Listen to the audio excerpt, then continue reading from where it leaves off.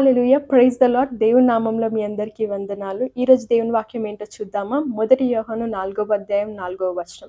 1 John chapter 4 verse 4. The spirit who lives in you is greater than the spirit who lives in the world. మీరు దేవుని సంబంధులు, మీలో ఉన్నవాడు లోకంలో ఉన్నవాని కంటే గొప్పవాడు. చూసారు కదండి దేవుడు ఏం మాట్లాడారో. ఈరోజు మీరేమో భయపడుతున్నారేమో, బాధపడుతున్నారేమో, ఈ వరల్డ్ ఎంతో పెద్దగుంది, ఈ లోకం ఎంతో పెద్దగుంది.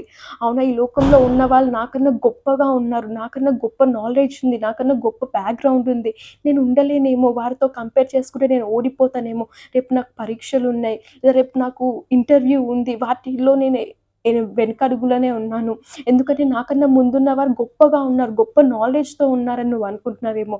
కానీ దేవుడు ఏమని గుర్తు చేస్తున్నాడంటే, ఈరోజు నువ్వు దేవుని సంబంధమై ఉన్నావంట. నువ్వు వి బిలాంగ్ టు గాడ్. మీలో ఉన్న స్పిరిట్, నాలో ఉన్న స్పిరిట్ లోకంలో ఉన్న వారికన్నా గొప్ప స్పిరిట్ అంట.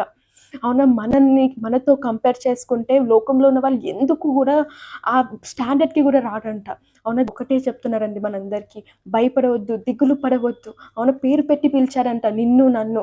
అవునా, పేరు పెట్టి పిలిచిన దేవుడు నిన్ను నన్ను ఓడిపోనియ్యాడు. నీలో ఉన్న స్పిరిట్, నాలో ఉన్న స్పిరిట్ లోకంలో ఉన్న వారికన్నా గొప్పగా ఉన్నదండి. ఈరోజు నువ్వు భయపడుతున్నావా, నువ్వు ఓడిపోతావని భయపడుతున్నావా? కానీ ఇక్కడ నుంచి నీకు ఆ భయం అవసరం లేదంట. ధైర్యంగా ముందుకెళ్ళు, ధైర్యంతో ముందుకెళ్ళు. నువ్వు ఈరోజు విజయాన్ని చూడబోతున్నావు, నీకు విజయమే రాబోతుంది. Amen. God bless you all.